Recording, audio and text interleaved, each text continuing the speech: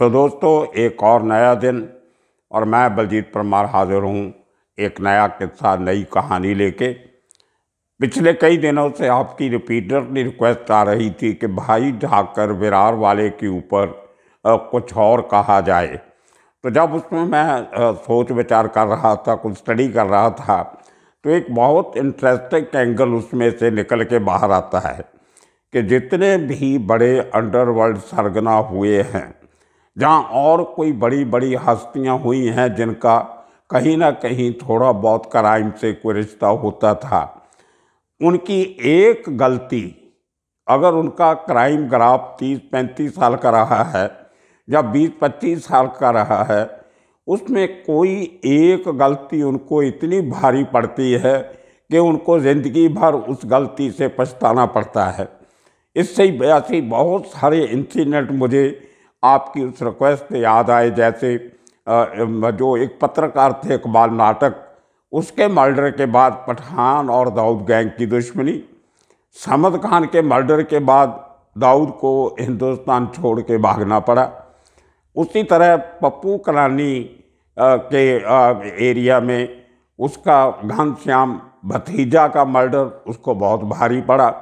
अरुण गवली को शिवसेना कारपोरेटर जमशेदकर का मर्डर बहुत भारी पड़ा।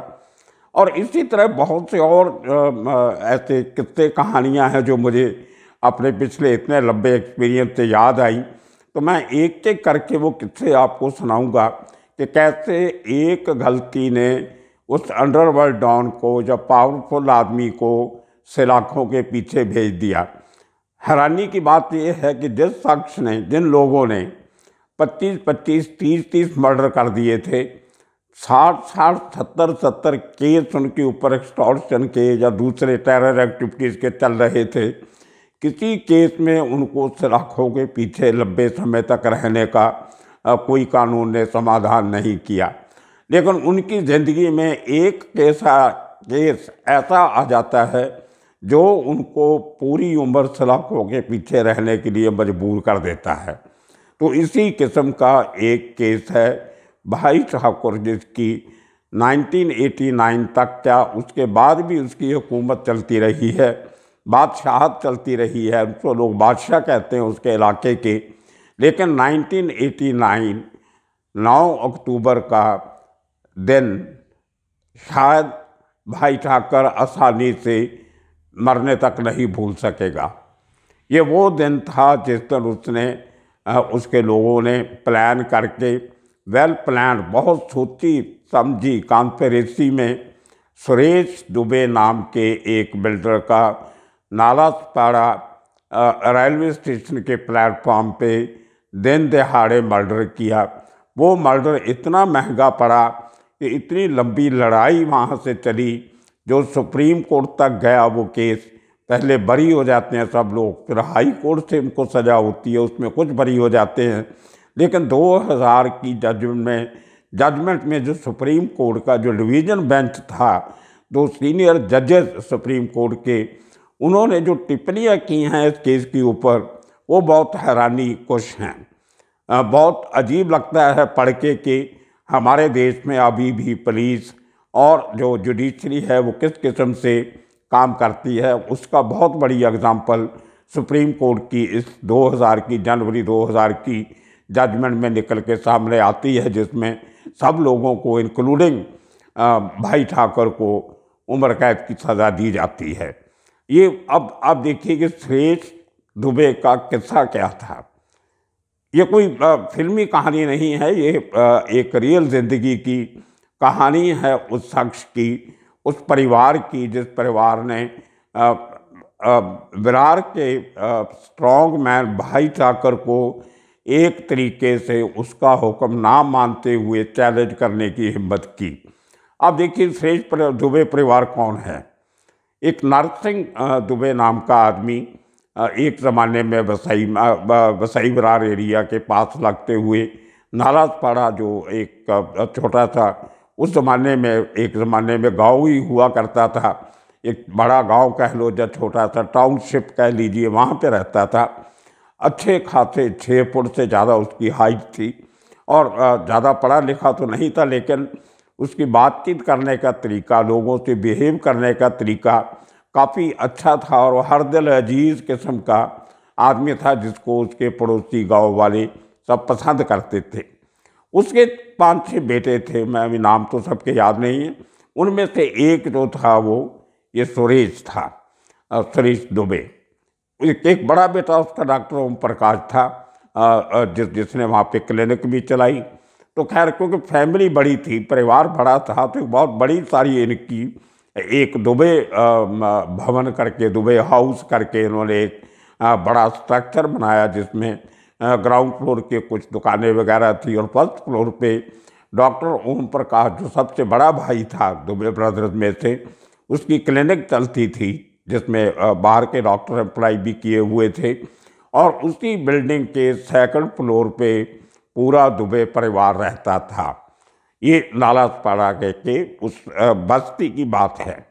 और 80s में, अर्ली 80s में जब प्रॉपर्टी बूम आई, आपको हैरानी होती होगी कि जिस जिस अपराधी का, जिस क्रिमिनल का किस्सा या गैंगस्टर का किस्सा शुरू करें तो प्रॉपर्टी डिस्प्यूट सबसे पहले आते हैं। तो उस ज़माने में प्रॉपर्टी ही एक ऐसी चीज़ हुआ करती थी जो आपको पैसा देती थी। और प्रॉपर्टी से रिलेटेड मुंबई में 90% क्राइम जो थे उस समय भी और आज भी वो प्रॉपर्टी को लेके ही होते हैं। तो इन लोगों का अपना एक भाई, क्योंकि 4-5 भाई थे, सब तगड़े थे, पैसा भी था, नाम भी था इलाके में, लोग जानते भी थे। तो इन लोगों ने काफ़ी सारी प्रॉपर्टी नालासपाड़ा के आसपास के गांव में खरीद के रखी, जिसको एक एक करके रीडेवलपमेंट किया गया और उसमें बिल्डिंगें बनाई गई, लोगों को बेची गई या किराए पे दी गई। और उसी समय पे पैरेलली भाई ठाकर की हुकूमत चलती थी विरार में। और एक तीसरा गैंगस्टर था मानिक पाटिल का, जो इन दोनों के मुकाबले में खड़ा था और वसई एरिया में वो अपनी इसी किस्म का गैंग चलाता था। गरीब लोगों से सस्ते भाव पे प्रॉपर्टी खरीदनी, या जो नहीं बेचता उसको डरा धमका के, मार मुका के उसकी प्रॉपर्टी हड़प कर ली। तो ये काम बेसिकली उस समय के गैंगस्टर किया करते थे।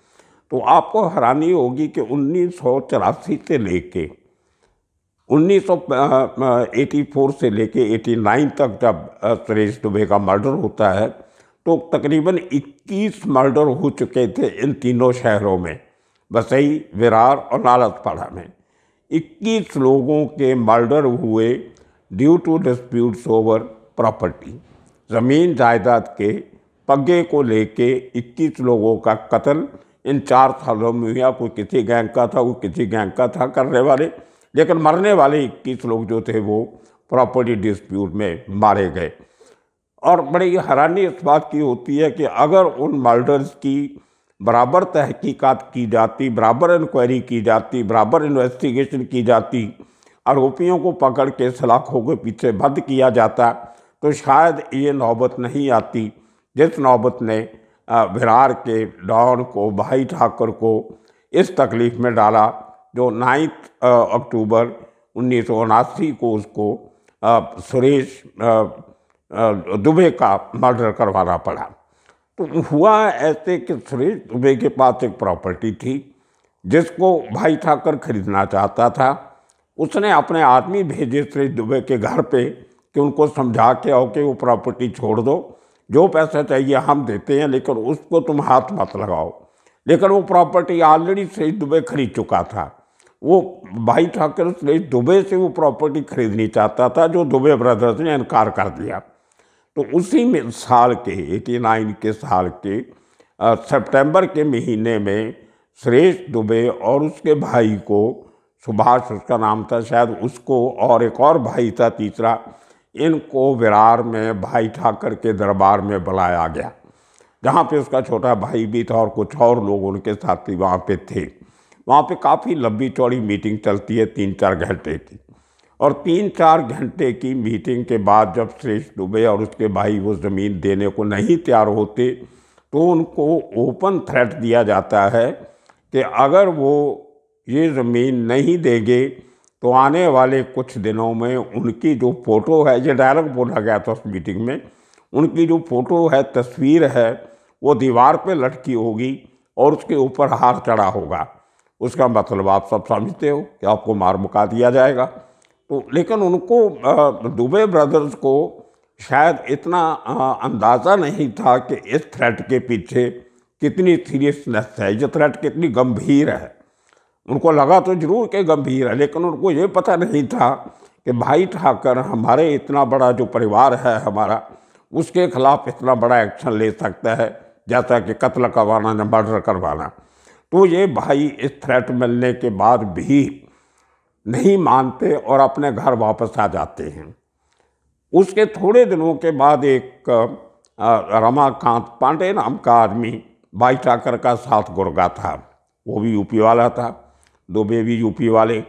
तो भाई ठाकर ने उस रमाकांत पांडे को सुरेश दुबे के घर पे भेजा और उसको बोला गया कि तुम उसके जो बड़े भाई हैं ओम प्रकाश, उनसे बात करो, उनसे बाप से बात करो और उनको ये समझाओ कि आपका बेटा तो जो प्लॉट सुरेश दुबे के नाम पे है वो छोड़ दिया जाए, नहीं तो आपके परिवार के लिए अच्छा नहीं होगा। देखिए, एक आदमी एक डॉन की धमकी लेके विरार से नाला सुपारा आता है, उस शख्स के जो विक्टिम्स हैं उनके घर में जाके उनको फिर ये धमकी दे के जाता है कि आप भाई ठाकरे के साथ पंगा मत लो, नहीं तो आपको मार दिया जाएगा।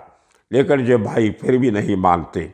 देखिए किस मिट्टी के बने थे और क्या हिम्मत होती उन्हीं का, क्या हौसला होगा कि इतने बड़े डॉन के साथ, जिसके पहले कितने केस चल रहे थे लेकिन कोई भी किसी नतीजे तक नहीं पहुंच रहा था, उसकी पहुंच इनको अच्छी तरह पता थी, उसके अंडरवर्ल्ड के साथ लिंक पता थे, उसकी पॉलिटिकल पावर पता थी, उसकी मनी पावर पता थी, उसकी जुडिशरी तक पहुंच का उनको ज्ञान था, फिर भी वो नहीं माने। एक ज़िद होती है, आदमी अड़ जाता है कभी, तो वो बोले हम नहीं देंगे, उसने जो करना है कर लो।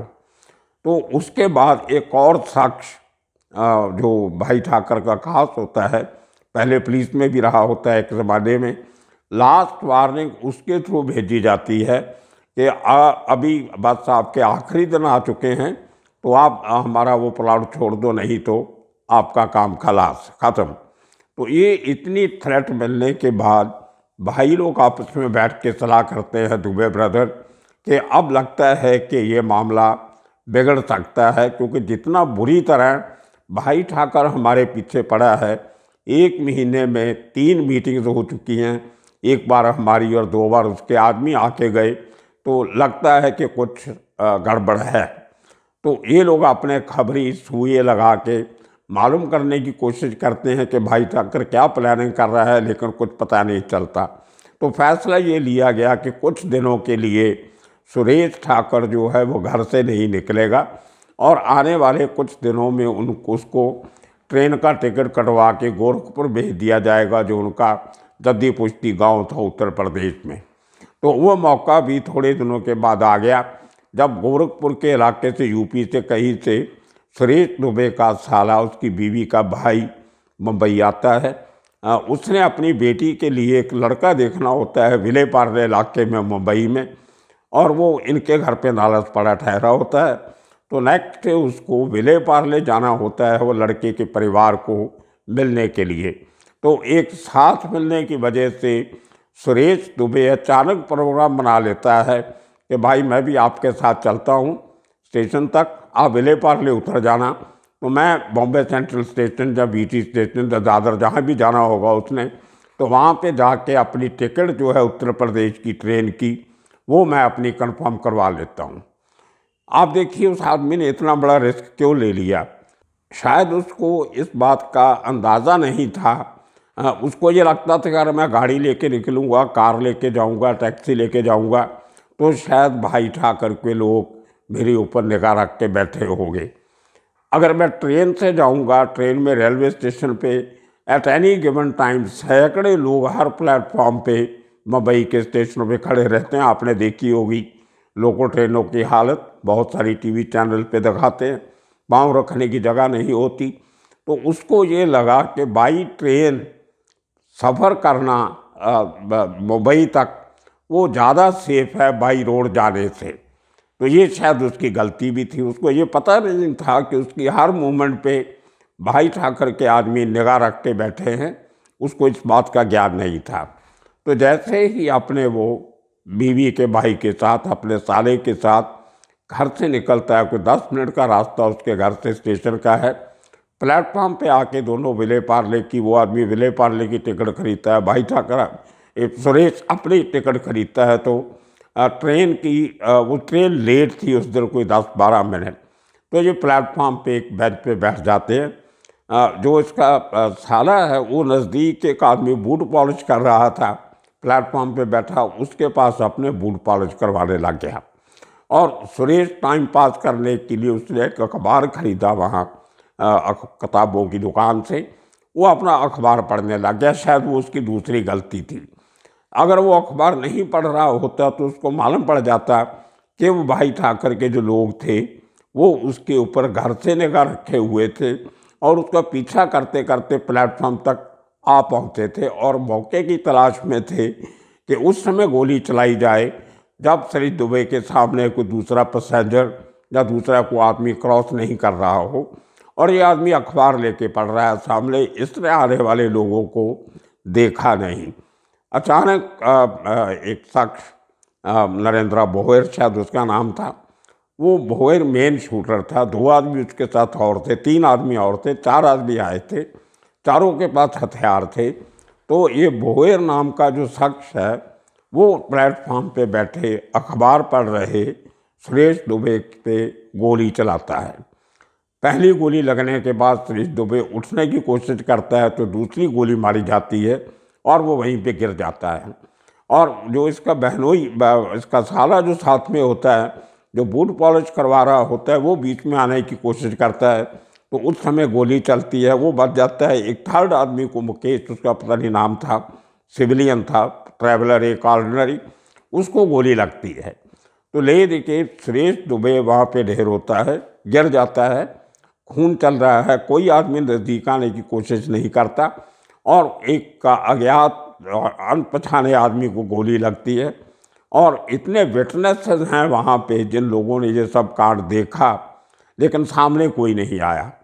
तो ट्रेन आई, चली गई और इसका जो आदमी था वो लेके इसको, उसकी बात एकदम फैली इलाके में कि स्टेशन पे सुरेश दुबे को गोली मार दी गई। तो उसके लोग उठा के उसको हॉस्पिटल अपना था उनका, तो सब फर्स्ट फ्लोर पे हॉस्पिटल में लेके, वहाँ जहाँ पे 3 डॉक्टर उस समय ड्यूटी पे थे। तो तीनों डॉक्टरों ने बहुत कोशिश की इसको बचाने की, लेकिन वो पहुँचने के साथ सर्वाइव नहीं कर सका, एज ही डाइड, उसकी मौत हो जाती है। तो वो शख्स, ये बात है 9 अक्टूबर 1989 की। तो ये डेट जो है 9 अक्टूबर 1989, ये तारीख, ये दिन भाई ठाकुर को बहुत महंगा पड़ा। बहुत लंबी उसको जेल, कोर्ट, कचहरी के चक्कर काटने पड़े, उसके ऊपर टाड़ा लगा, उसके ऊपर अपीलें हुई लोअर कोर्ट में, हाई कोर्ट में, सुप्रीम कोर्ट में, और वो 11 साल तक वो केस की अपील चलती रही। और 2000 में उसका जो फैसला आया उसमें जो कुछ बातें हैं वो मैं आपको बतानी चाहता हूँ। 2 बड़े सीनियर जज सुप्रीम कोर्ट के डिवीजन बेंच, जैसे नानावटी और कोकुडकर, उनकी जजमेंट में 3-4 बातें बहुत क्लियर लिखी गई हैं कि इस केस को पुलिस ने पूरी तरह से खराब किया, डिसऑनेस्ट इन्वेस्टिगेशन। आप देखिए, मर्डर होने के बाद, क्योंकि मर्डर रेलवे स्टेशन पे हुआ था प्लेटफॉर्म पे, तो मामला रेलवे पुलिस ने दर्ज किया। मर्डर होने के 1 दिन के बाद वो इंस्पेक्टर जो इंचार्ज था उस स्टेशन का, पुलिस इंस्पेक्टर, उसका नाम शायद कुंडोलकर था, वो आदमी इनके घर पे जाता है और पूरी फैमिली को डरा के आता है कि आपने अगर कोई कंप्लेंट करनी है तो करो, लेकिन उसमें भाई ठाकुर का नाम नहीं होना चाहिए। वो इंस्पेक्टर खुद जाके घर पे धमकी दे के आता है। उसके बाद एक दूसरा इंस्पेक्टर जाता है, वो धमकी दे के आता है कि आपका बयान तो हम लेंगे, लेकिन उनमें भाई ठाकुर का नाम नहीं होना चाहिए। और देखिए, वो जो किलर थे जिन्होंने शूट किया था, उनको बचाने के लिए पुलिस ने एक नकली केस तैयार कर रखा था पहले, कि एक रॉबरी केस में हम इन लोगों को तो बरेली लेके गए हुए थे, ये तो बॉम्बे में थे ही नहीं, कागजों में दिखा दिया। रेलवे में रॉबरी चोरी चकारी होती रहती है, तो एक केस में, पुराने केस में उनका नाम डाल के उनका बरेली का विजिट दिखा दिया कि हम इनको रिकवरी के लिए बरेली लेके गए थे। तो इस किस्म से पूरी प्लानिंग पहले करके रखी हुई थी कि ओरिजिनल जो शूटर्स हैं उनको कैसे बचाना है। उनकी जगह पे 3 नए नकली डमी शूटर जो थे वो पेश कर दिए गए कोर्ट में। और बड़ी सीधी सी बात लगती है, अगर आप इतना कमज़ोर केस बना के नकली शूटर, फिर जो वेपन थी वो भी चेंज कर दी गई। जो एम्प्टी वहाँ से मिली थी, चली हुई गोलियों के खोल मिले थे, वो भी रिप्लेस कर दिए गए, दूसरे रख दिए गए। मतलब केस को पूरी तरह से कमज़ोर कर दिया गया। और जब केस सेशन कोर्ट में चला तो जज क्या करता, उसने सबूतों के अभाव में सबके सबको छोड़ दिया, सबको बरी कर दिया। अब इतना बड़ा केस और सब बरी हो गए, तो परिवार ने हाई कोर्ट में अपील किया। तो हाई कोर्ट में अपील चली लंबी चौड़ी। हाई कोर्ट ने सेशन कोर्ट का वो फैसला रद्द किया, दोबारा केस चलाने के ऑर्डर दिए, टाडा के नीचे कार्रवाई करने का हुक्म दिया। और उस हाई कोर्ट के ऑर्डर के बाद रेलवे पुलिस ने डीआईजी सलाडकर की उनकी सरपरस्ती में, निगरानी में जो इंक्वायरी की, तो बहुत ये सब तथ्य जो थे सामने आए। एक डीएसपी देशमुख थे, उनको केस दिया गया। उन्होंने केस रीओपन करने की एप्लीकेशन दी, जो कोर्ट ने मानी। देशमुख ने ओरिजिनल आरोपी पकड़े, सबूत इकट्ठे किए, सबकी स्टेटमेंट नए सिरे से रिकॉर्ड की, और नए जो केस चला उसमें इनको सबको उम्र कैद की सज़ा होती है। और ये सब किस्सों की अपील जब सुप्रीम कोर्ट में जाती है, तो सुप्रीम कोर्ट भी अपनी 12 जनवरी 2000 की जजमेंट में सुप्रीम कोर्ट के 2 सीनियर जज ये कहते हैं कि ये एक बड़ी हैरानी की बात है कि पुलिस और जुडिशरी इस तरह क्रिमिनल्स के साथ मिलके कानून की धज्जियाँ उड़ाते हैं, किल्ली उड़ाते हैं। तो वो एक केस था जिसकी वजह से भाई ठाकर को इतना लंबा समय जेल की हवा खानी पड़ी। आजकल वो अपने घर पे है, पैरोल पे है या क्या है पता नहीं, लेकिन 89 से अभी 6 महीने पहले तक लंबा समय भाई ठाकर को जेल में गुजारना पड़ा। आने वाले दिनों में कुछ इसी किस्म के और किस्से लेके कि कैसे एक इंसिडेंट, एक केस जिसने उस बड़े आदमी को चक्कर में डाला, वो सुनाते रहेंगे। तब तक के लिए आप सबका शुक्रिया, धन्यवाद।